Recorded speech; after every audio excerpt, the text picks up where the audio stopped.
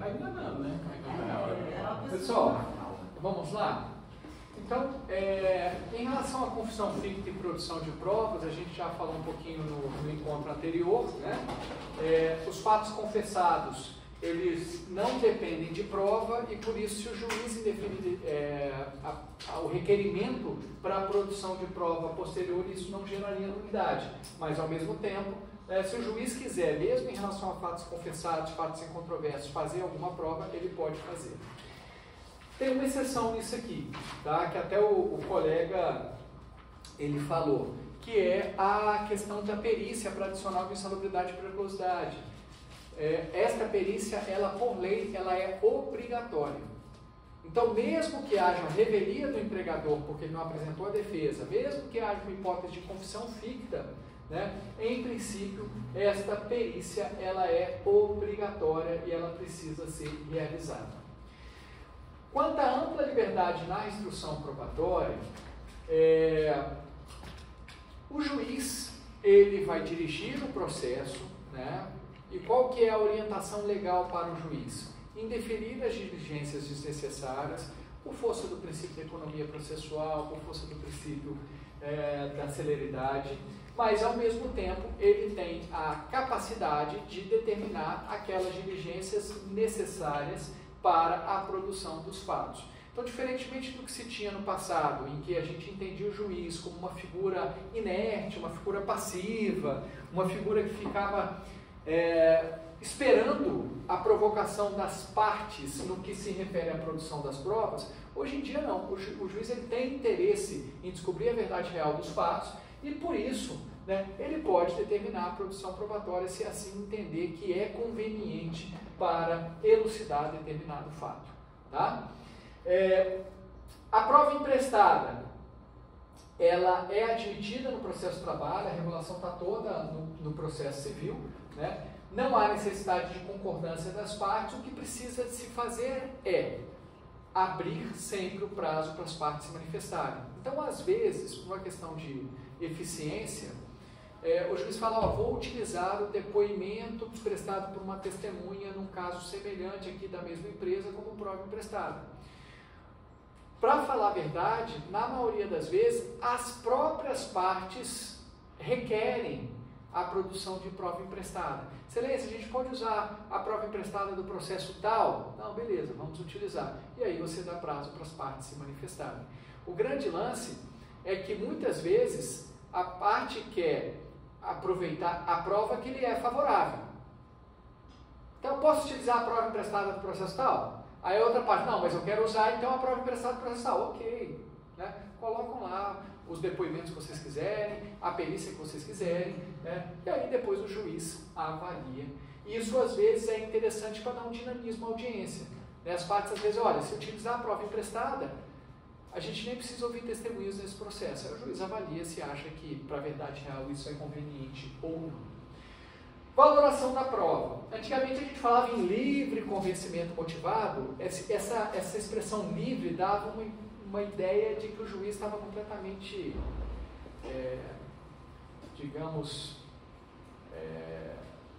livre de decidir da maneira que ele bem entendia, quase que descambando para situações em que ele poderia ser arbitrário. Então hoje a gente fala em convencimento motivado. O juiz, claro, ele tem independência e autonomia para se convencer como bem entender, mas ele precisa fundamentar esse convencimento. Tá? Aqui não vigora, por exemplo, uma regra fixa de que duas testemunhas valem mais que uma, que a prova pericial vale mais que a prova testemunhal, que o depoimento da parte vale mais que o depoimento da testemunha. Não é isso. O juiz, ele pode se convencer, independentemente do tipo de prova, ele só precisa fundamentar, revelar os motivos do seu convencimento. Tá? Então, se tem 5 testemunhas no sentido e uma no outro, e ele entender que esta testemunha, a única testemunha, está falando a verdade, ele tem, né, a possibilidade de decidir com base nessa única testemunha. Mas ele vai precisar explicar por que ele está decidindo com base nesse depoimento testemunhal e não nos outros 5. Tá? Então, se o juiz quiser, por exemplo, na perícia, o perito, que é o expert, né, O técnico, ele entende que não houve insalubridade, mas o juiz, por algum motivo, entende que houve, ele pode até decidir de forma contrária ao laudo pericial, sem problema nenhum. Só que ele precisa fundamentar e explicar por que ele entende que o laudo pericial se encontra errado. Professor, eu queria tirar uma dúvida, primeiro apontando o entendimento do TST, depois perguntando para você qual o seu entendimento. O adicional de periculosidade, pelo entendimento do TST, é que não pode haver divergência. O que tem menos risco com o que tem mais risco. Para conceder o adicional de periculosidade, você também tem esse entendimento? Eu confesso que eu não entendi. O que o TST fala? O TST fala que tem direito ao adicional de periculosidade o funcionário está sujeito aos riscos. Entendi. Então, submete-se tanto o que tem risco baixo quanto o que tem risco alto. Entendi. Ele não faz uma gradação desses riscos, né? Não é uma análise qualitativa. É uma análise meramente tem o risco ou não tem, independentemente de ser muito ou pouco risco. Então, porque a questão de risco e de probabilidade é algo que a lei não traz, né? A lei, o que ela determina em relação à questão do adicional de periculosidade? Se houver o risco dentro do que as normas do Ministério do Trabalho e Emprego estabelecem, porque quem vai definir exatamente qual é esse risco, né? E qual é o contexto, qual é o cenário fático que determina esse risco? É o Ministério do Trabalho e Emprego, o adicional ele é devido. Então, é isso que os peritos eles avaliam. Vou te dar um exemplo. No aeroporto, a área de operação das aeronaves é uma área de risco em virtude de eventual explosão de combustível. A gente pergunta, alguém tem conhecimento de alguma explosão de combustível no aeroporto? Mas é o que a norma do Ministério do Trabalho e Emprego determina. Então, muitas empresas, essas empresas que prestam esses serviços auxiliares, né, as companhias aéreas de carregar, descarregar a aeronave, elas não pagavam e foram condenadas todas, né, porque a norma assim estabelecia. O risco era baixo, mas a norma estabelecia que tinha direito. Em compensação, nós temos o outro lado. Nós temos várias atividades de risco que não são inseridas dentro de normas, né, das NRs, normas regulamentares do Ministério do Trabalho e Emprego, que estabeleçam o direito adicional de periculosidade. Né? Vou dar um exemplo. Mergulhadores de profundidade, né? Pessoas que fazem a limpeza, né, dos vidros em prédios. Tem um risco de queda ali, mas mesmo assim não há direito ao adicional de periculosidade porque não há previsão legal. Então, assim, não se trata de discordar, né? Mas o fato é que a legislação ela não estabelece esta gradação de risco. Ela estabelece que isso precisa ser regulamentado pelo Ministério do Trabalho e Emprego e uma vez regulamentado existe previsão legal para o pagamento. Então sempre vão ser os 30%? Ah, sim, sempre os 30%. Isso é a legislação também. Tá? Eu entendi agora a sua pergunta. Diferentemente do que ocorre com o adicional de salubridade, que aí sim tem grau mínimo, grau médio e grau máximo, o adicional de periculosidade é sempre 30%. Por quê? Porque é diferente. O adicional de salubridade, há uma nocividade já existente à saúde. E aí ela pode ser uma nocividade mínima, máxima ou média. O adicional de periculosidade, não. Uma vez que ocorre o evento, o prejuízo à saúde, na verdade, o adicional de periculosidade não há um prejuízo imediato à saúde. É uma potencialidade que pode ocorrer se um evento, um acidente acontecer. A questão do combustível. Trabalhar com combustível gera uma nocividade à saúde? Em princípio, não. Em princípio, não. Mas a explosão que a gente não sabe que vai acontecer, gera. Entendeu? Então, por isso que não há essa gradação, mas isso é a própria lei que estabelece. Eu gostei que você tocou no ponto dos combustíveis, porque tem a sua 39, não lembro, eu acho que é 39 do TST também, que determina especificamente os funcionários que trabalham em postos de combustíveis com adicionamento de periculosidade. No meu raso entendimento, os combustíveis, etanol, gasolina, diesel, geram gases tóxicos. Mas aí seria assim, adicional de insalubridade. Pode ser que substâncias, né, que gerem gases, exatamente gases, substâncias que gerem algum tipo de nocividade à saúde, entrem dentro daquelas hipóteses que dá direito adicional de insalubridade. Mas vou te dar outro exemplo, a questão da radiação. Se você estiver protegido com determinados equipamentos que tirem a possibilidade de gerar essa nocividade à saúde, você não vai ter direito ao adicional de insalubridade. Entretanto, se houver um acidente, né, um vazamento de material radioativo, você pode ter um prejuízo, um acidente que cause, né, em virtude desse sinistro, um problema à sua saúde. Aí pode gerar o adicional de periculosidade. São dois adicionais distintos. Às vezes, uma mesma situação poderia até gerar insalubridade e periculosidade, mas a CLT não permite essa acumulação. Tem que haver a escolha. De todo modo, só para responder, a gente voltar ao nosso assunto, não há gradação, tá, na periculosidade. A periculosidade é sempre 30%. A não ser que seja negociada, existem decisões entendendo que por negociação coletiva poderia, porque aí, na verdade, o contato que tem com um agente de risco é muito pequeno. Aí entra na outra dúvida, porque o cálculo do adicional de periculosidade é 30% em cima do salário básico. Isso. E não em cima das gratificações. Aí entra num debate na minha cabeça, opa, e se a pessoa é um coordenador, ele precisa ter uma perícia maior, fiscalizar os produtos que... Pois é salário básico.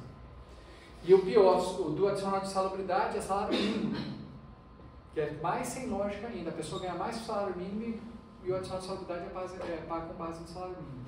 Mas vamos voltar aqui, depois eu posso discutir com você no final da aula sobre esse assunto. Prova documental. Gente, prova documental é a aceitabilidade do documento, né? Os documentos, normalmente, eles vêm em cópia simples, ou em cópia autenticada, ou nos originais. Isso quando eram autos físicos, né? Agora, PJE, esses documentos são todos inseridos no ambiente eletrônico, né? E aí, o que a legislação tem solicitado é que haja uma declaração de autenticidade pelo advogado sobre, né, responsabilidade pessoal. Então, o advogado lá na petição inicial, na contestação, declaro que esses documentos são verdadeiros, isso já é o suficiente. Se por acaso houver impugnação da outra parte, aí o juiz pode, né, instaurar um incidente de falsidade documental. Mas normalmente nós não temos problema. Normalmente, né, os documentos são juntados e não há questionamento quanto à veracidade desses documentos. Beleza? Pessoa jurídica de direito público, existe uma presunção de que os documentos são verdadeiros, né? Que ela não irá juntar documentos falsos, mas é apenas uma presunção. E a possibilidade de uso de gravações, filmagens, fotografias digitais e documentos extraídos da internet e ou eletrônicos, sem problema nenhum, pode juntar. Professor, mas se for uma mídia, né, e o PJE não comporta o tamanho dessa mídia, bem, isso aí é juntado ou por um pendrive ou um outro tipo de né, documento que arquive esse arquivo, né, e fica lá à disposição na vara, ou de repente numa nuvem, né? Hoje em dia a gente tem nuvens que permitam o arquivamento de documentos como filmagens, gravações. O importante é que seja de acesso a todos, para que todos possam se manifestar sobre esses documentos e entender efetivamente o que está acontecendo. Oportunidade de produção. Existem duas correntes, tá? A corrente majoritária é que os documentos devem ser juntados junto com as peças postulatórias, petição inicial e contestação. E, excepcionalmente, apenas documentos novos, desconhecidos, inacessíveis ou indisponíveis é que poderiam ser juntados depois. Então, o reclamante teria que juntar na petição inicial os documentos que ele já tem disponíveis e o reclamado na contestação os documentos disponíveis. Excepcionalmente, para documentos novos, né, relacionados a fatos supervenientes, documentos que foram criados depois da juntada das peças postulatórias, ou, né, documentos desconhecidos, inacessíveis e indisponíveis, né, realmente não tinha como ele juntar antes, é que se poderia juntar depois. Esta é a corrente majoritária. Mas, por força do artigo 845, e dentro de um propósito de que, muitas vezes, na relação trabalhista, as partes elas não são tão organizadas, né, e que, na verdade, o importante é descobrir a verdade real dos fatos, muitos juízes têm autorizado a juntada de documentos que não são novos até o encerramento da instrução processual, mesmo que juntados depois da apresentação das suas respectivas peças postulatórias. O artigo 845 diz assim: na audiência serão produzidas as demais provas. É mais ou menos isso que diz. E aí, dentro desse contexto de demais provas, alguns interpretam que, inclusive, as provas documentais. Se isso acontecer, o que é importante? Eu juntei um documento nos autos, eu, reclamante, depois da apresentada minha petição inicial, juntei na audiência de instrução um documento. Não é um documento novo. Abre prazo para contestar. Abre prazo para o exercício do contraditório. É a única cautela que precisa ter. Pode ser que a parte lá chia, mas esse documento foi juntado extemporaneamente, houve preclusão, né? E aí o juiz vai avaliar. Normalmente eu aceito isso, né? Eu indico o artigo 841, falo que não há prejuízo, o importante é descobrir a verdade real dos fatos, tá? Normalmente eu aceito. O juiz de ofício também pode pedir a produção de documento? Pode, ele tem ampla direção probatória. Pode, eu quero a juntada do documento tal. Quero ouvir essa pessoa que foi referida no outro depoimento. As partes não arrolaram essa testemunha, mas ele viu lá no depoimento a referência a uma pessoa tal, quero ouvir essa pessoa. Aí marca uma nova audiência para ouvir. O grande problema é que são muitos processos. Então, o juiz assim acaba sendo muito limitada a atuação do juiz pela quantidade de processos. Isso fica muito claro nas inspeções judiciais. Inspeção judicial é aquela modalidade própria que o próprio juiz vai no local e, né, tem os seus sentidos, né, ele tem a percepção do que aconteceu, né, como pode vistoriar um ambiente de trabalho. Poucos juízes fazem inspeção judicial porque não tem tempo, não tem o tempo realmente dificulta muito que ele tome essas diligências, mas poder pode. Tá? Impugnação documental. Os documentos podem ser impugnados em relação à sua admissibilidade, né? O momento que está sendo juntado ou não, se devem ser admitidos ou não. Em relação à autenticidade, se é um documento autêntico, se não é. Né? Se é um documento falso, quando eu falo autenticidade, não, esse documento está em copa simples, né? Esse documento, eu não sei se ele é autêntico. Já, quando tiver mais certeza, não, é um documento falso, um documento forjado, pode se suscitar a falsidade, ou quanto a conteúdo. Né? O reclamante fala, está aprovado pelo documento tal, a outra parte fala, não, mas esse documento não prova o fato. Eu não estou dizendo que o documento é falso, que não é autêntico, só estou dizendo que o conteúdo dele não demonstra a veracidade do fato que o reclamante pretende provar. Mas qual é o momento, né, de impugnar documentos? Bem, se são documentos juntados pelo autor na petição inicial, o réu vai ter a contestação para impugnar, né, esses documentos. O autor, em réplica, deve, se assim entender, impugnar os documentos juntados pelo reclamado na contestação. Então, o momento oportuno para o autor impugnar os documentos juntados na contestação é em réplica. E se o documento for juntado posteriormente, fora das peças postulatórias, no prazo aberto pelo juiz, né? Supostamente de 15 dias pelo CPC. Mas mais importante do que lembrar o momento, porque fica muito claro, é quase intuitivo quando que alguém deve impugnar um documento apresentado pelo outro. No primeiro momento que ela tiver que falar nos autos. Basicamente é isso. É entender qual é a consequência de um documento não impugnado. O documento não impugnado ele é considerado autêntico contra quem foi produzido. Né? Então, vamos supor, se junta lá um extrato bancário pelo autor. Se o réu não impugna esse documento na contestação, é considerado que aquele documento ele é válido, ele é autêntico. Se vai provar ou não o fato, são outras, né, situações dentro ali da liberdade que o juiz tem de avaliar e valorar a prova. Agora, se há impugnação, aí o juiz precisa entender que tipo de impugnação é. O réu está impugnando o documento dizendo, mas esse documento não está no original. Pô, mas está no PJE, está digitalizado. Está no original? Tem dúvida quanto à originalidade dele? Manda o autor apresentar o documento original para verificar se ele é verdadeiro. Não, o réu está dizendo que o documento é falso. Instala um incidente de falsidade documental, porque o procedimento está aqui no artigo 430 a 493. Fazendo isso só para... Não, porque quebrar a ponta de lança à toa. Né? Você está dando uma cartada que não é muito eficiente. No passado tinha. Quando eram autos físicos, a antiga redação do artigo 830 dizia: os documentos precisam ser originais ou autenticados, ou declarados autênticos pelo juiz. Você imagina o juiz conferindo 3.000 páginas de processo para declarar autêntico. Não faz sentido nenhum. Então, todo mundo apresentava o quê? Cópia simples, que era muito caro. Mas cópia simples não está dentro do 830. Ok, mas se não há impugnação, esse documento vai ser aceito. Aí tinha advogado que ficava assim, não aceita esse documento porque não está em cópia simples. Porque está em cópia simples. Não está autenticado, não é original.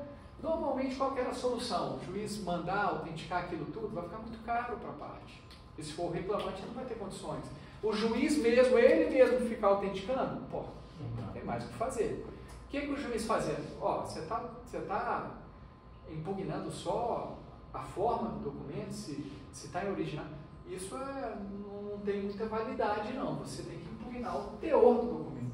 Ele está em cópia simples, mas ele é verdadeiro? Ele representa o que o original fala? Então, tudo bem, não tem problema, está em cópia simples. Agora, não, ele está em cópia simples, mas você está dizendo que ele é falso? Aí, beleza. Só que se instaurar um incidente de falsidade documental e verificar que esse documento é verdadeiro, aí a mitigação de má-fé de quem arguiu. Porque para todo o processo, às vezes tem que chamar um perito grafotécnico, né, fica caro, né, tem que ter responsabilidade. Então, normalmente não tinha, não. Era aquela preliminar que se colocava, né, e às vezes na maior cara de pau. Era uma preliminar de contestação, dizendo que o documento é cópia simples, mas o próprio reclamado apresentava a cópia simples. Ou o autor na réplica. Os documentos da contestação são em cópia simples. Mas você na sua petição de instância não é.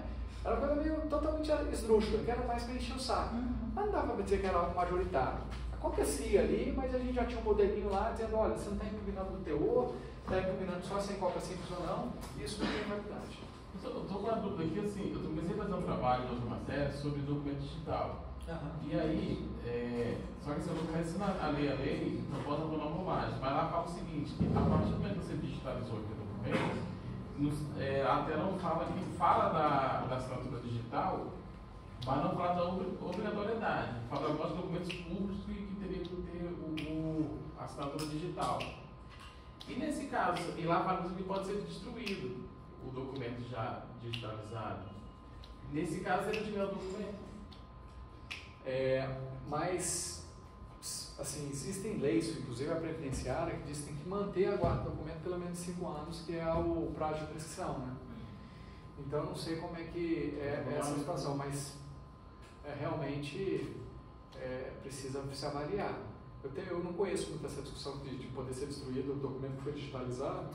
Porque assim, são duas leis. Eu estou na primeira, aí tem agora, assim, já tem documento que já nasce digital, já está sendo duplicado digital, né? Sim.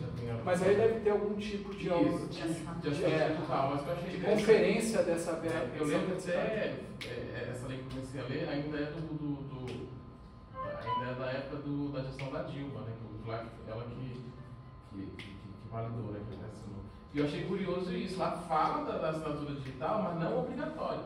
Os documentos públicos, sim. Tá, depois você me mostra pra gente. É uma vida ver. Pessoal, depoimento das partes. A gente já falou um pouquinho, né? Então a gente pode dar um dinamismo maior, mas é aquele meio de prova que a parte é questionada sobre questões relevantes e comprometidas do processo. Como eu falei para vocês, a finalidade é conseguir a confissão expressa ou ficta do depoente. Portanto, o depoimento não faz prova favorável a quem depõe. Em tese, só faz prova contrária a quem depõe quando existe a confissão expressa ou ficta. Na maioria das vezes, o depoimento pessoal não adianta de nada, porque a parte mantém tudo que ela fala. Então, acaba que elas... Né, é um meio de prova que muitas vezes não é tão relevante assim. A parte mantém o que fala, se ela mantiver, ela não está, digamos, fazendo prova favorável, mas ao mesmo tempo não está se prejudicando. Iniciativa. Existe uma discussão se o depoimento da parte é uma faculdade do juiz, né, ou é um direito da parte adversária em ouvir, né, a outra parte. E eu entendo que isso fica dentro de qualquer modalidade probatória, né? Em tese, ela pode ser requerida pela parte, né, eu quero ouvir a parte contrária, mas o juiz pode indeferir desde de forma fundamentada. Ele não pode deferir de maneira arbitrária. Não estou a fim de ouvir hoje. Isso ele não pode fazer. Não, posso indeferir porque já tem prova nos autos. Aí beleza, mas isso vale para qualquer tipo de prova. O depoimento da parte é feito no contexto da audiência, por isso que o local normal é o foro, é a sala de audiência, mas é possível que seja feito por videoconferência. O próprio CPC 2015 já previa isso. Isso ficou muito comum, né, aqui na pandemia, quando a gente passou a fazer audiências telepresenciais. Qual que é a técnica? Já falei para vocês, mas não custa repetir. Normalmente inicia-se com o depoimento do reclamante, depois do reclamado, mas o juiz de forma fundamentada pode inverter essa ordem. É vedado a quem ainda não depois assistiu o interrogatório da parte contrária, isso está no artigo 385, parágrafo 2º, só que por uma questão de limitação de salas de isolamento, o que a gente faz o reclamante vai depor, a gente pede para o reclamado aguardar lá fora, o preposto, o reclamado aguardar lá fora. Quando o reclamante terminar, o reclamante volta para o seu lugar na sala de audiência e o reclamado é chamado para depor. Então o reclamante acaba ouvindo o depoimento do reclamado. É o ideal? Não. Mas também, considerando que a gente não tem uma sala de isolamento desse reclamante, se a gente pedir para ele aguardar lá fora, ele pode conversar com as testemunhas. Ele fala, puxa, corrige aí, porque eu falei uma besteira aqui no meu depoimento, você vai ter que me ajudar corrigindo essa situação. Isso não seria legal, né, contaminaria a prova. Então é a forma que a gente tem de não ter um contato das pessoas que estão ali dentro da sala de audiência com o mundo externo, né, com as pessoas que estão fora, podendo haver esse contato da contaminação. Justificar essa inversão?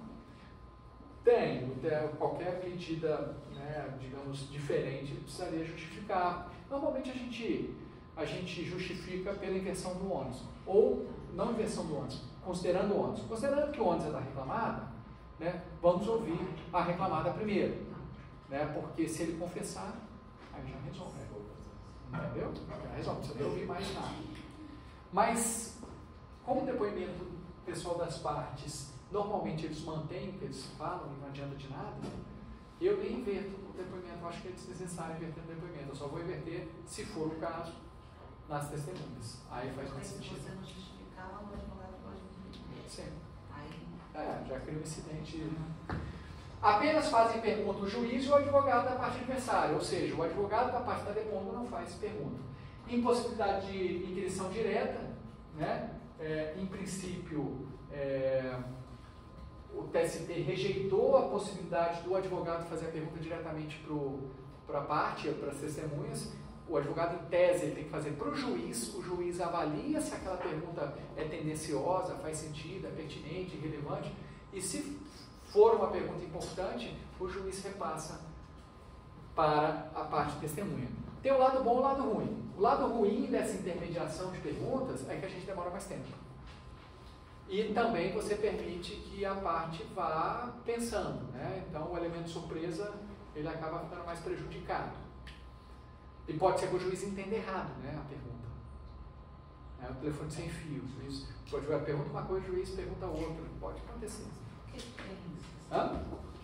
É justamente para filtrar, para evitar que haja perguntas tendenciosas. Tipo, uma pergunta tendenciosa que às vezes acontece. O fulaninho estava vestido uma camisa branca com, né, grafado Jesus, né? Um exemplo. Sim, não, parece que esse foi a história. Na verdade, qual que é a pergunta que deveria ser feita? Qual é a camisa que o fulaninho estava vestido? Você não está sugerindo a resposta. Então tem advogado que, por não saber fazer, ou de má fé, são os dois casos, na maioria por não saber fazer, eles fazem pergunta que a resposta está na pergunta. O fulaninho agrediu o fulano Com o deu um soco no olho esquerdo dele. Sim. Não. Qual é a pergunta que tem que fazer? O que aconteceu lá? Ah, aconteceu isso. E às vezes eles não chegam onde, né? Tá, mas foi uma situação normal até chegar, né? Senão você vai falar, houve agressão? Às vezes o juiz está sem paciência. E aí, houve agressão? O ideal é você não, né, sugerir a resposta. Mas, às vezes, pelo dinamismo, fica até difícil. E eu sou chato nisso, né?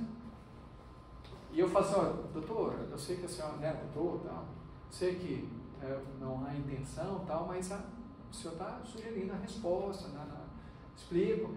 Desculpa na primeira vez. Desculpa. Próxima vez eu vou registrar que eu já adverti a senhora que estava fazendo perguntas nesse sentido. E o CPC manda indeferir perguntas tendenciosas.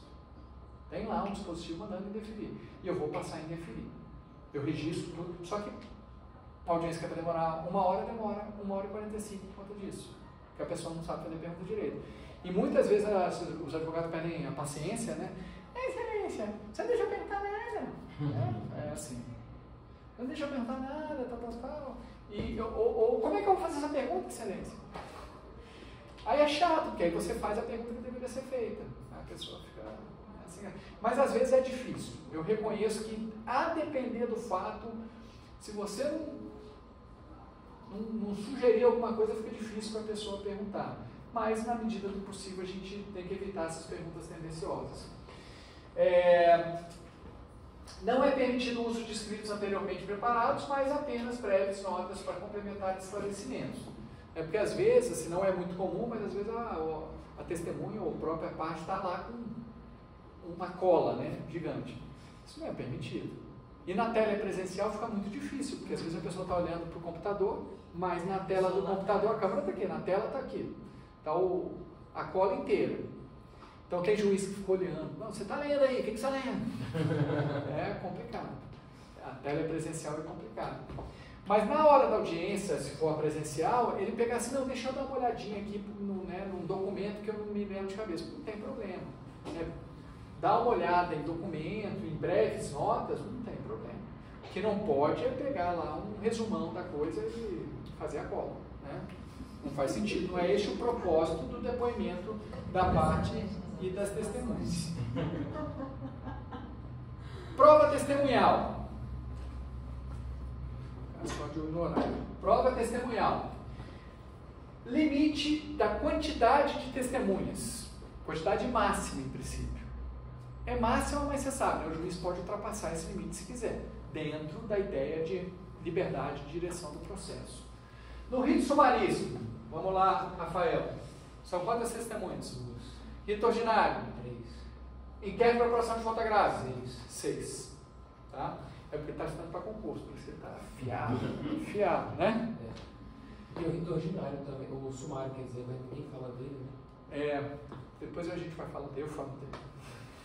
Mas depois. O rito sumário é de 2 salários mínimos, que na verdade ficou estranho, né? O sumário é menor do que o sumaríssimo. Quando pelo sufixo deveria ser o contrário, mas a gente explica, tem uma explicação lógico-temporal para isso. Mas, de todo modo, não há diferença entre testemunhas entre os 2 salários mínimos e 40 salários mínimos, né? Na verdade, a minha teoria é que o sumário passou a estar inserido dentro do sumarístico, porque está dentro de 40 salários mínimos, já que são 2, mas aí com as particularidades do sumário. Essa é a minha teoria, pessoal. Então são 2, 3 e 6...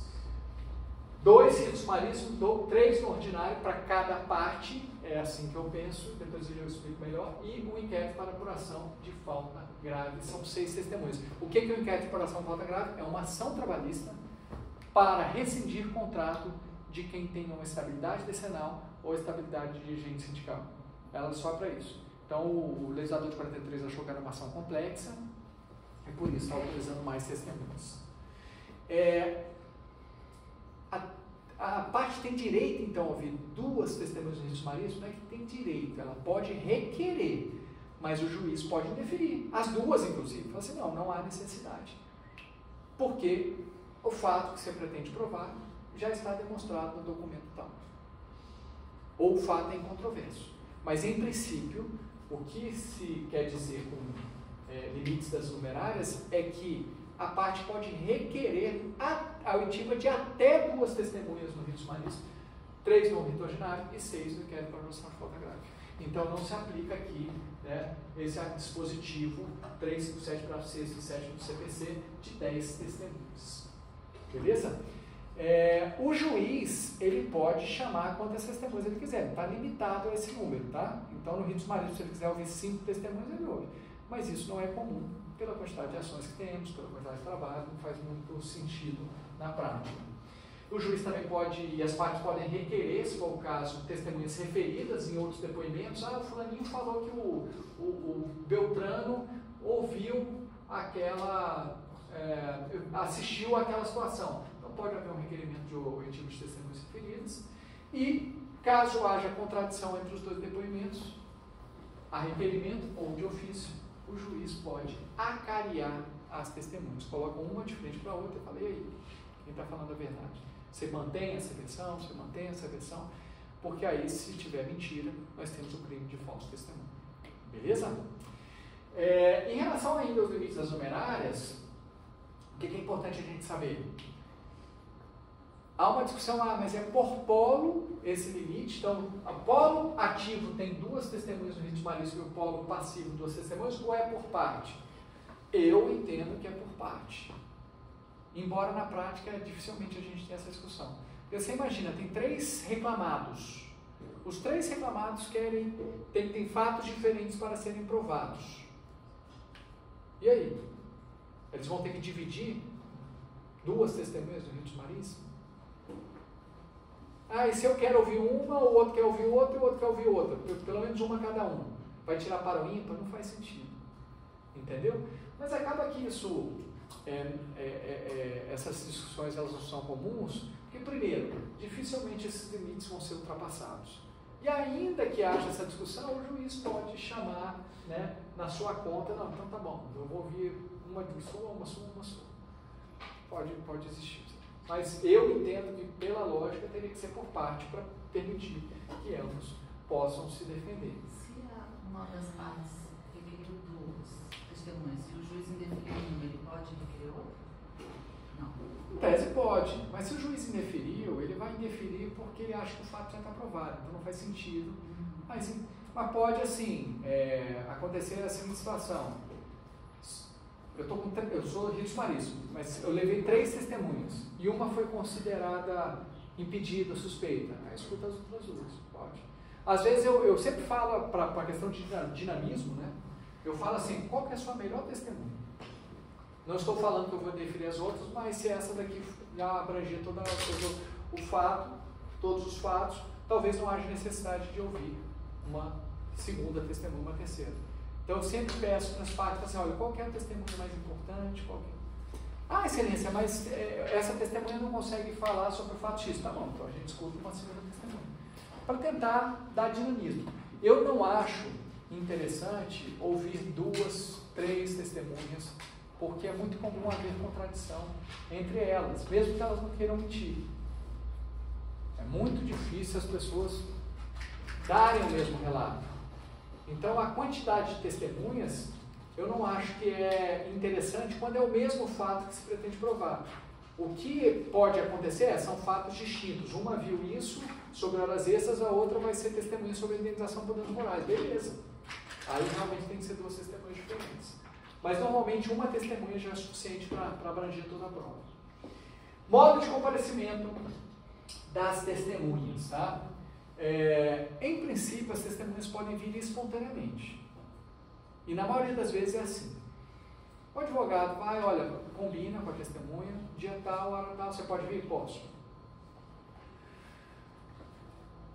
Agora, pode ser que a testemunha não venha, pode ser que o advogado fique receoso se a testemunha vem ou não vem. Tem como requerer ao juiz, e aí, para que seja intimada essa testemunha, aí que difere rito ordinário de rito sumaríssimo. Vou dizer como é que está a regulação do rito ordinário. A regulação é a seguinte: as testemunhas, rito ordinário, só para lembrar, acima de 40 salários mínimos o valor da causa. As testemunhas vêm espontaneamente, a audiência una ou de instrução, audiência que supostamente vai realizar sessão oral. Caso ela não venha, o juiz de ofício ou a requerimento vai intimá-la, designando uma nova audiência para oitiva das testemunhas. É isso que está na lei. Artigo 825 da CLT. Para o rito sumaríssimo, se faz uma exigência a mais, para que o juiz adie a audiência e intime a testemunha que não compareceu. O que a legislação exige? Que a parte interessada na oitiva daquela testemunha comprove que a testemunha foi intimada. Comprove que a testemunha foi intimada. De que forma? Pelo rito sumaríssimo, de qualquer forma. Um telegrama, um AR, até WhatsApp, um e-mail, que tenha lá, acusa o recebimento, alguma coisa nesse sentido. Aí, lá no rito sumaríssimo, testemunha não compareceu. Excelência, a testemunha não compareceu. Sim, mas você comprovou que a testemunha veio? Foi convidada para participar da audiência? Não. Então eu não vou intimar e não vou adiar a audiência. Segunda hipótese. Não, está aqui, ó, eu mandei um AR comprovando, convidando e ela recebeu esse AR. Não, então beleza. Então a gente vai ter que adiar essa audiência, marcar uma nova audiência para ouvir essa testemunha. Entenderam a diferença de um do outro? Qual que é o problema do rito ordinário, especialmente? Do rito ordinário, em tese, não se exigiria essa intimação prévia da testemunha pelo advogado. O problema é que eu estou lá no dia para fazer audiência e para ouvir testemunhas, né, o advogado. Aí eu vejo lá, poxa, o juiz Cristiano, não gosto dele. Aí eu chego para minha testemunha e faz o seguinte: vai embora, que eu vou dizer que você não veio e ele vai ter que adiar a audiência para ser outro juiz. E aí se adia a audiência de forma desnecessária, né? Um prejuízo à celeridade, à economia processual. E aí os juízes começaram a tentar evitar essa situação. Aí é mais a prática forense. O que os juízes passaram a fazer, mesmo antes do CPC novo? Pergunta antes da audiência, em algum momento, normalmente na audiência inicial, para quem faz audiência desmembrada, lá no finalzinho da audiência a gente sempre perguntava: e aí, as testemunhas vêm espontaneamente, pessoal? Vêm espontaneamente. Aí a gente estava: as partes informam que as testemunhas vêm espontaneamente para a próxima audiência, sob pena de preclusão. Aí, se não vier, preclui. A não ser uma situação excepcional, tipo: excelência, eu declarei que a testemunha veio espontaneamente, mas ela sofreu um acidente hoje, está no hospital. Aí tudo bem, o juiz também não, né, tem que ser questão de razoabilidade. O juiz não vai chegar assim: não interessa, você disse de qualquer jeito. O que o juiz vai fazer? Então comprova que ela está no hospital e ela não pôde vir para essa audiência. A audiência foi presa, ou a testemunha foi presa. O que vai fazer? Aí tudo bem. Mas se não tiver justificativo, o juiz: olha, lamento, né? Você disse que vinha espontaneamente, precluiu a oportunidade de requerer a vinda, a intimação da testemunha, e vou seguir com a audiência. Mas nesse meio tempo, o artigo 455 do CPC trouxe um disciplinamento muito parecido com o rito sumaríssimo, até um pouco mais exigente. O que o artigo 455 do CPC fez? Eu acho de maneira correta. A responsabilidade de intimar a testemunha é do advogado, da parte interessada. O advogado vai lá, se quiser, vai entregar o convite, vai intimar. Elas podem vir espontaneamente. Agora, se elas não vierem, se por acaso há algum risco dela não vir espontaneamente, o advogado ele vai e entrega lá uma AR, aí se exige que seja AR, aviso de recebimento, é um serviço dos Correios, e se junte esse AR com 3 dias de antecedência da audiência. Se a testemunha não comparecer, o que o juiz vai fazer? Vai olhar nos autos se há o AR com a intimação da testemunha, pelo advogado.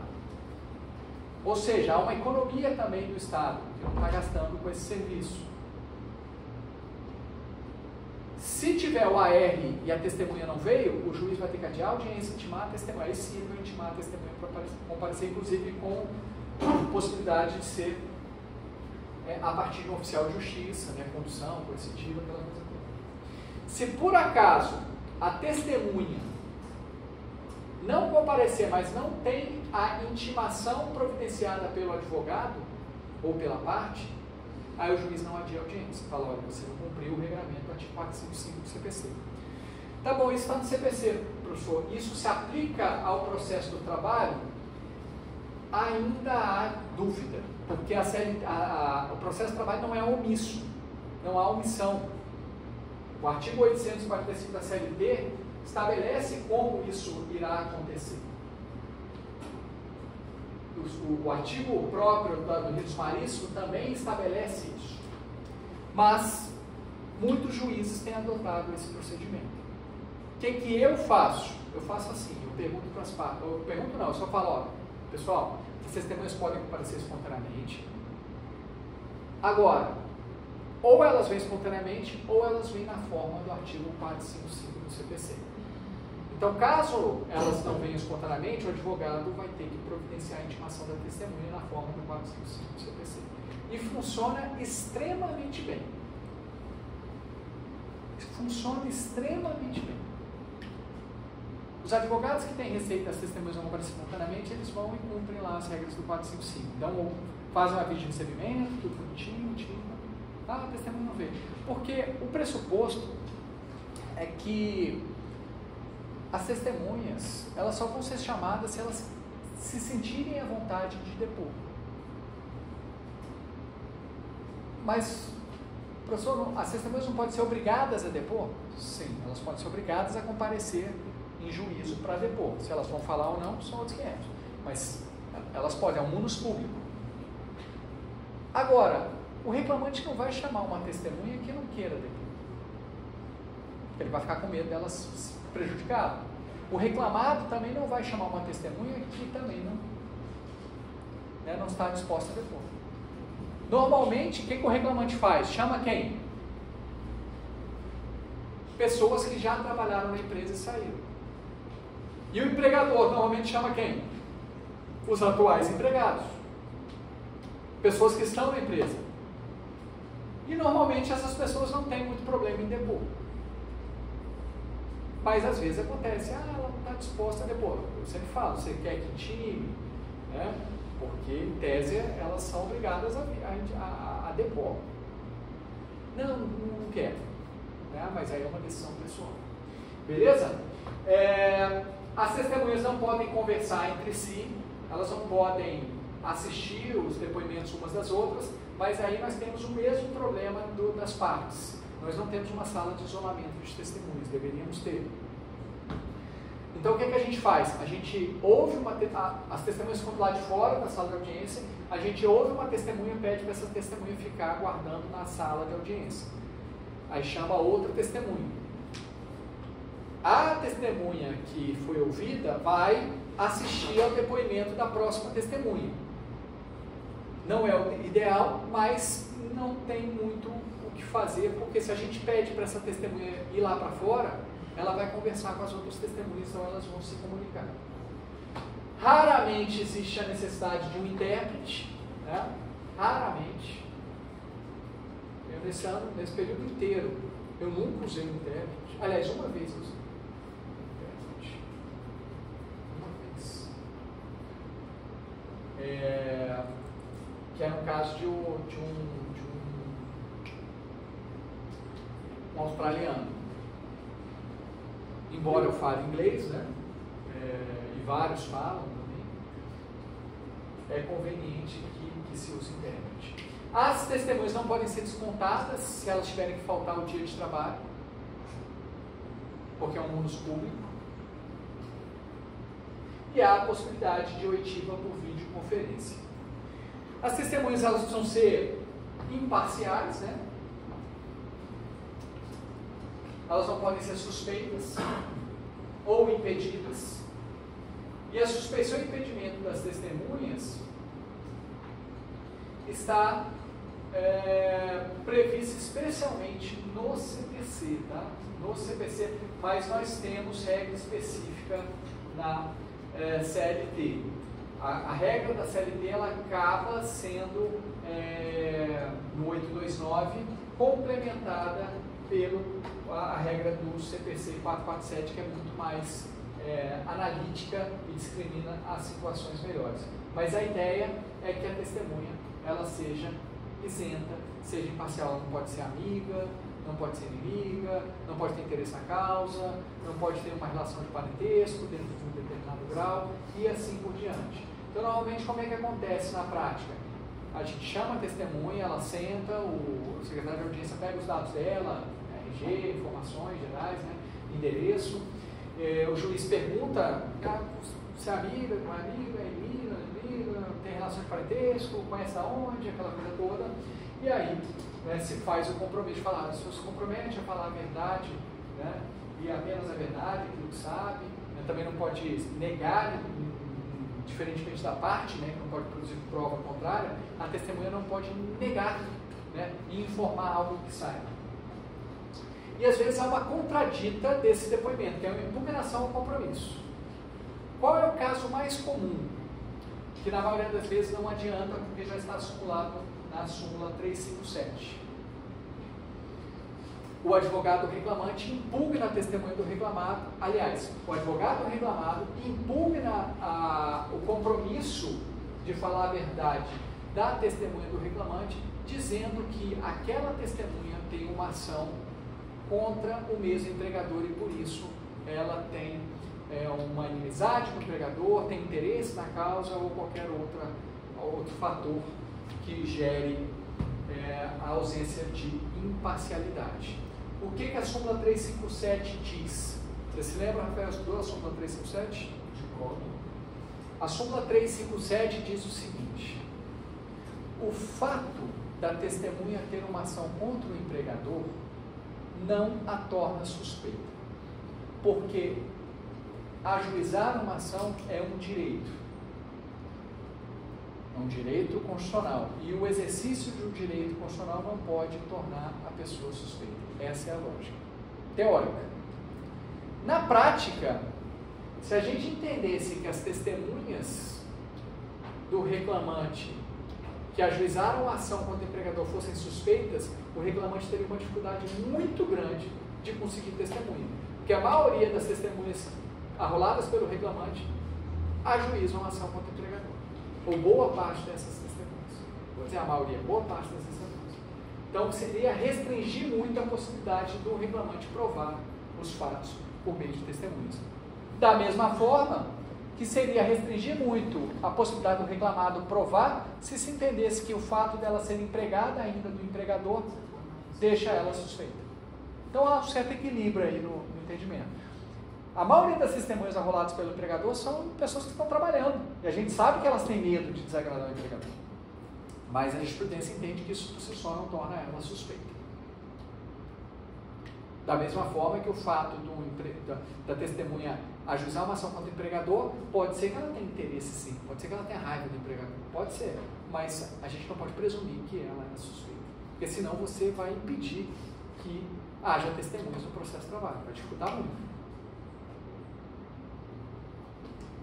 Agora, o juiz ele não é bobo, o juiz ele tem que ficar atento. Poxa, a testemunha ajuizou uma ação contra o empregador, ela está sendo arrolada pelo reclamante. É o mesmo processo, mesmos pedidos, mesmos pedidos, e o reclamante foi testemunha dela. Há uma troca de favores aí? A jurisprudência, eu entendo que há. A não ser aquela hipótese, poxa, mas não tinha outra pessoa que não é essa pessoa, ela foi a única que viu. Aí não tem jeito, você não pode testemunhar. Pode ser também um modo soberano da empresa, né? De fazer com todos eles a mesma. Mas, mesmo assim, via de regra, o TST tem entendido que isso não torna suspeita por si só. Você tem que ter um outro indício, né, para ver se há interesse na causa, uma inimizade, alguma coisa nesse sentido. Agora, o juiz não é bobo, ele vai ficar atento, né? Poxa, a mesma ação, o mesmo advogado, né? Uma depois para a outra, é uma testemunha que já começa fragilizada. Vamos sentir se ela parece ser verdadeira. Porque a tendência de uma testemunha que ajuizou uma ação contra o empregador é ela manter a versão dela lá, na ação dela, que pode ser a mesma do reclamante. Porque se ela não mantiver, ela vai estar prejudicando ela na mesma ação. Então pode ser que tenha interesse. Mas o importante é que vocês saibam que, pela súmula 357, o simples fato de ajuizar uma ação contra o empregador não torna a testemunha suspeita. Na verdade, ele está se exercendo apenas o direito. Beleza? Aí a técnica de inquirição é impossibilidade de inquirição direta, como eu falei para vocês, né? O juiz deve definir perguntas indutivas que não tiverem relação de fato com a controvérsia e já respondidas. Artigo 459. Então, aquelas perguntas assim, né? O Rafael estava vestindo uma camisa Lacoste vermelha, isso é uma pergunta indutiva.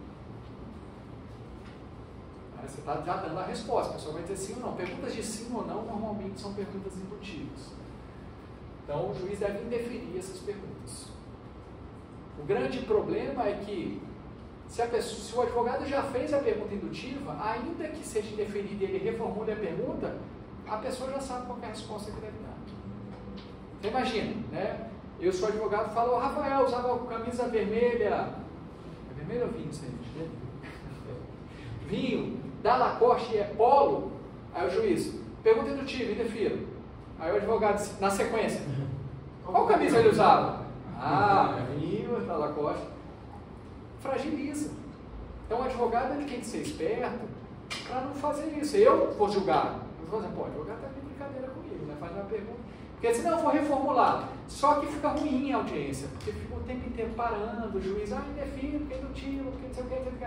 Aí logo em seguida ele fez essa pergunta. Ele vai ter que deixar todo esse contexto para até lembrar disso, porque ele vai julgar isso depois, né? Depois de alguns dias ele pode esquecer.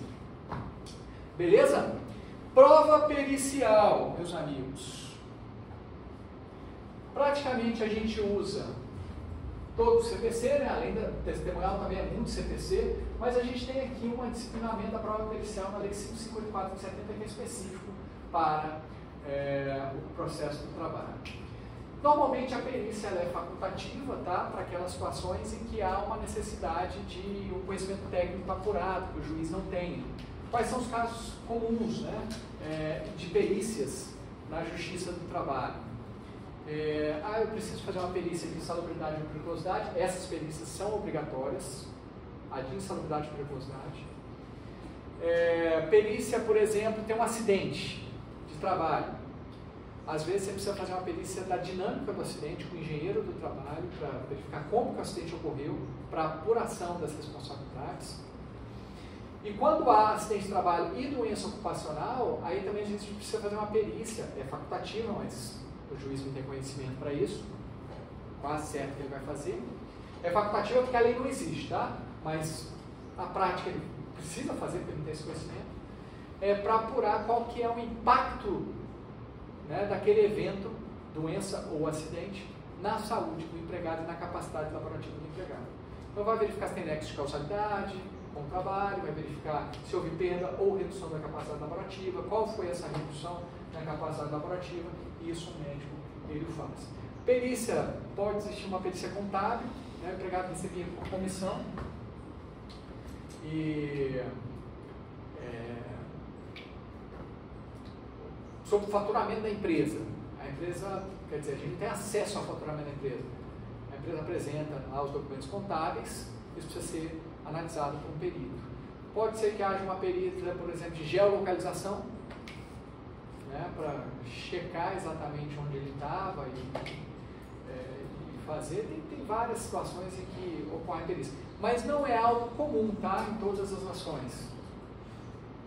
Vou falar até que é minoritário, mas pode ser que haja essa necessidade.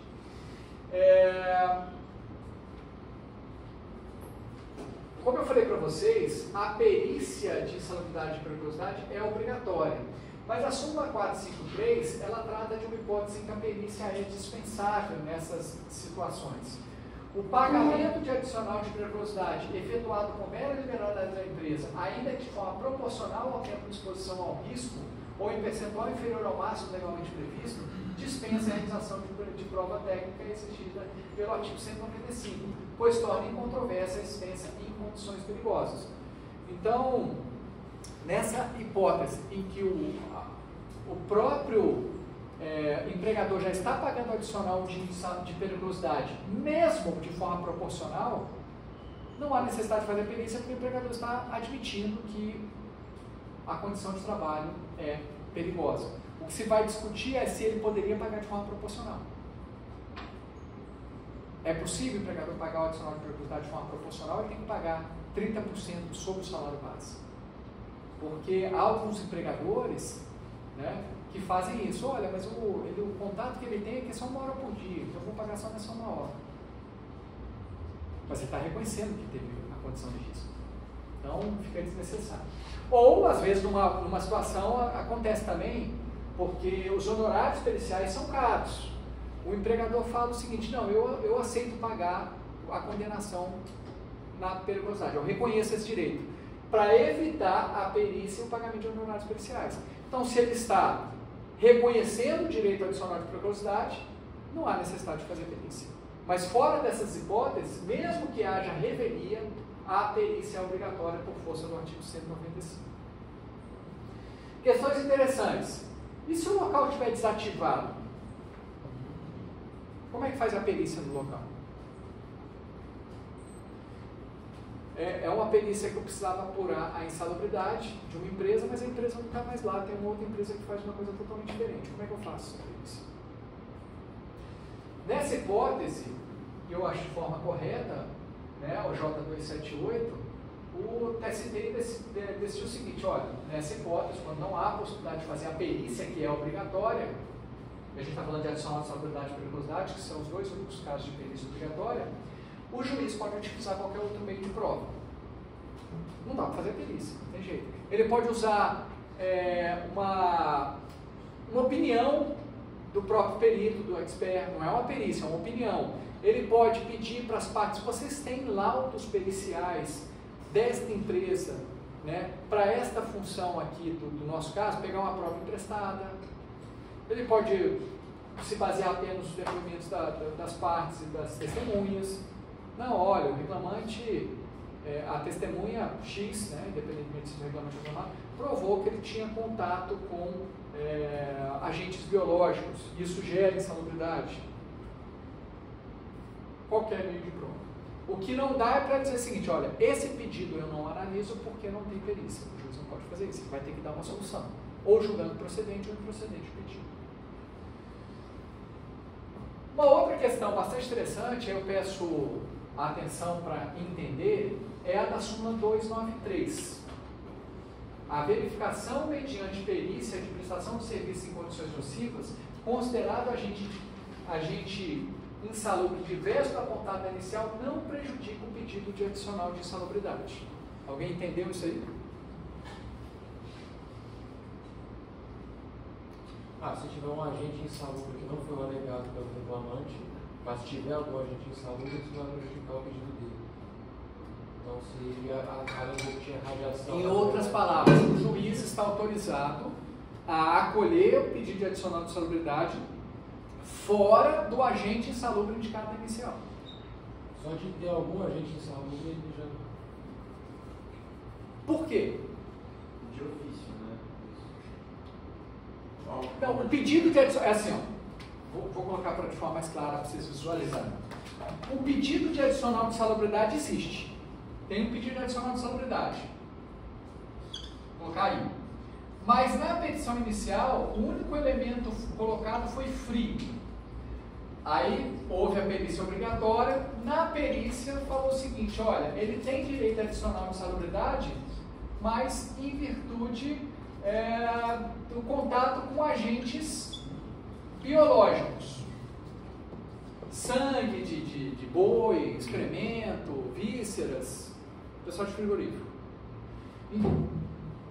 A súmula está dizendo o seguinte: o juiz está autorizado a reconhecer o pedido de adicional de insalubridade considerando o agente insalubre distinto daquele informado na inicial. Isso seria um pedido, um julgamento extrapetito. Não, ultra é além. Ele não está dando mais do que pediu. Está dando a mesma coisa por um motivo diferente. Ele alegou que tinha o agente insalubre, o juiz só reconheceu isso. Sim, mas a causa de pedir firma o pedido. Sim. Tanto é que se eu peço a mesma coisa com causa de pedir diferente, não há coisa julgada na hora de dispendência. São pedidos, em tese, são pedidos diferentes. É o mesmo pedido, hora extra, só que por motivos diferentes, eles na prática eles são diferentes. Mas às vezes o empregado não é obrigado a saber que também tinha agente biológico. Pois é, tem Esse que é o ponto. proteção, né? Esse é que é o ponto. Aí você chegar. O benefício do objeto da lei? Hã? É o benefício do objeto da lei? Qual que é o benefício do objeto da lei? Eu não conheço essa expressão. Não, benefício do objeto da lei eu não conheço, né? Pode ser que tenha aí uma teoria em relação a isso, mas eu não conheço. Você tocou, Rafael, no ponto correto. Qual que é o ponto? Que há o julgamento extrapetita, nos parece que há, mas é um julgamento extrapetita autorizado,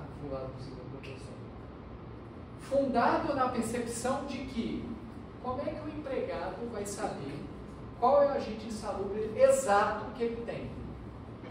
Se não foi feita a perícia ainda, a perícia que vai determinar qual agente insalubre só é feita no processo. Aí teria... Então na petição inicial ele não tem como saber. E aí o que ele poderia fazer, que era o que muitos faziam? Adianta? Ajuizar outra ação com base na perícia anterior, pedindo. Ia ficar uma bagunça. Ia ficar uma bagunça, poderia ter prescrição. Poderia ter prescrição, porque aí é outro pedido, é o mesmo pedido de adicional de insalubridade, só que por causa do pedido diferente é outro pedido. Ele poderia ser prejudicado. Só que aí, vocês que são sagazes, eu nunca usei essa palavra sagaz, estou usando na semana várias vezes. Sei por quê. Não, no TRF2. Hã? Não, no pessoal do TRF2. Ah, é? TRF2 fala muito sagaz? Não sabia disso também. Você me fala muita coisa que eu não sei, cara. Por isso que você pode pensar, pô, não conheço, pode ser, né? Faz sentido. Mas o que vocês que são sagazes fariam se fossem advogados do reclamante? Para que não corresse o risco da perícia apontar um adicional diverso e o juiz dizer, não, isso não foi pedido na inicial. Termos gerais, eu colocaria. Pedido genérico, não? Pedir genérico não, vocês iam pedir tudo, né? Eu tenho insalubridade por frio, calor, pressão, por radiação, agente biológico, você ia pedir tudo, né? Ia fazer um chavãozão lá e se vira a perícia. Faz sentido isso? Não é melhor já ser mais... Alguém pode perguntar, pô, mas coitado do reclamado, como é que ele vai se defender? Ele foi surpreendido aqui. Aí esse contraditório fica diferido. A partir da perícia que aponta um agente diverso, o reclamado vai falar assim, opa, não tem isso não, aqui meu assistente disse que não tinha, impugna o laudo, então é possível se fazer um contraditório diferido posteriormente à defesa. Então assim, eu acho que a súmula 293 ela foi bem ousada, mas ela eu acho que está correta. Qual a chance de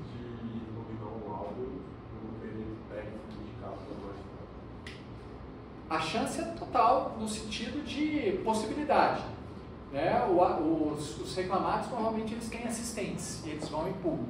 A chance de vitória, que eu acho que é a sua pergunta, né? De sucesso, qual a chance de dar certo? Né?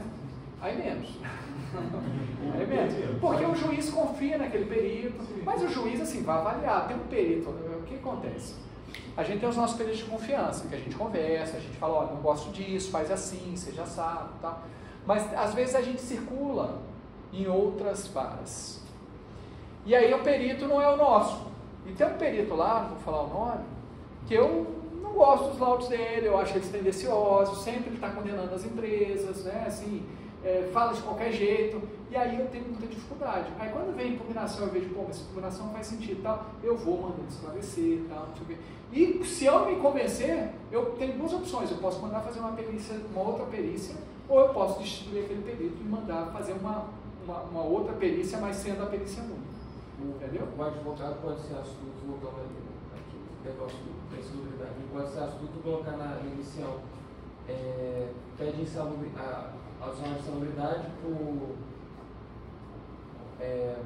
agentes comuns no meio frigorífico, como tais como frio, aí dá um exemplo negativo. Pode fazer isso, ele só pode fazer o genérico. Peça insalubridade por tudo. Por tudo. Não É fácil. O agente como não seria, né? Não, ele exemplificou. Ele colocou frio, agentes biológicos. Mas se argumentar só por agentes comuns, aí você... Não, ele está de brincadeira. Mas só quem paga essa presa? Quem ganha ou quem perde? Vamos lá. Responsabilidade pelo pagamento dos honorários. Primeiro, é ilegal a exigência de depósito prévio dos honorários periciais, porque tinha uns peritos que faziam o seguinte: não, só faço perícia se me pagar antes. No processo de trabalho, isso não tem jeito. Né? Porque você está falando do reclamante. Então, na causa muito baixa, não é suficiente. A regra geral é a parte sucumbente do objeto da perícia. A parte sucumbente do objeto da perícia, é isso mesmo. Eu vou até acrescentar, a parte sucumbente da pretensão do objeto da perícia, tá? Vejam aqui, ainda que beneficiária da justiça gratuita, isso foi recentemente, eu não alterei essa projeção, ela tem que corrigir essa projeção, porque o Supremo no ano passado disse que o beneficiário da justiça gratuita não tem que pagar os honorários periciais, o que é corretíssimo. Mas a reforma trabalhista veio com essa inovação. Ainda que o beneficiário da justiça gratuita pague. Pô, brincadeira isso, né? Então, temos que corrigir. É a parte sucumbente da pretensão ao objeto da perícia, exceto o beneficiário da justiça gratuita. Se for o beneficiário da justiça gratuita, quem vai pagar é a União. O magistrado pode definir e definir o pagamento das sucustas dos honorários, né? Não. A lei determina, se for sucumbente, tem que ter os honorários. O que não acontece é se eu for um beneficiário da justiça gratuita, ele não paga.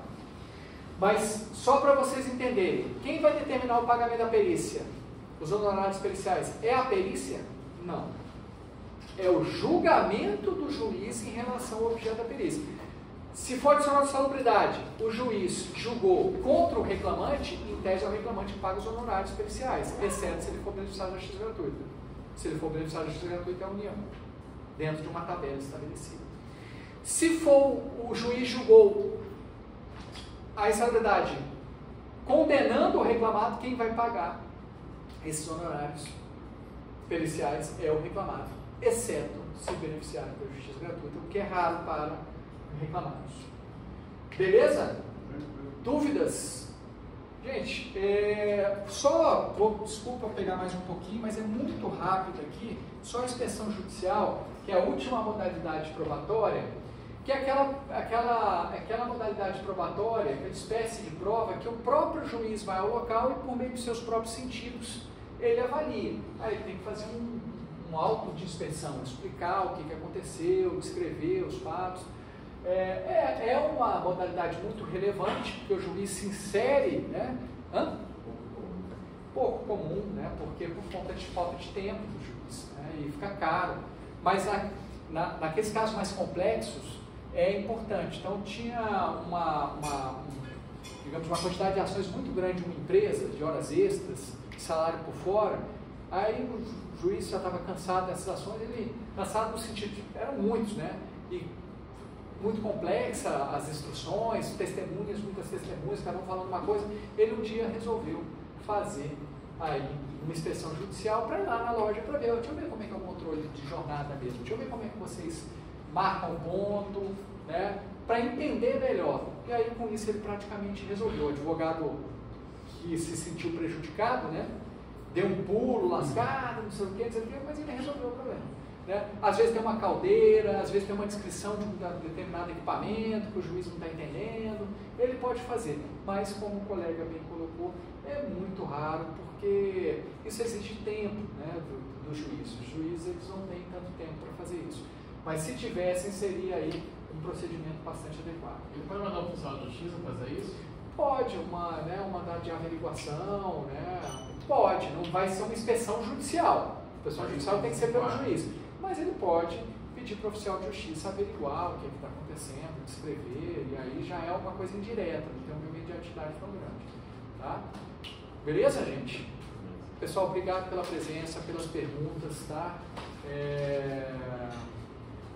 Essa matéria é extremamente importante e tem, como eu falei para vocês, essa matéria sendo dada de uma maneira mais ainda analítica nas gravações do YouTube lá que eu tenho nos semestres anteriores. Se vocês tiverem interesse, né, só de ônus da prova eu dei uma aula inteira. Né?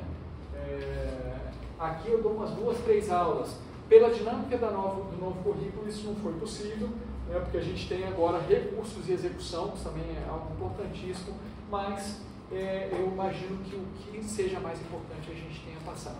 Qualquer dúvida que vocês tiverem, eu estou à disposição aí, tá, no WhatsApp, no chat e assim por diante. Obrigado, bom final de semana. Sábado não, né, professor? Oi? Nosso próximo reposição não, né? Não. Aí eu vou ter que marcar outras reposições, são 4 faltas que eu vou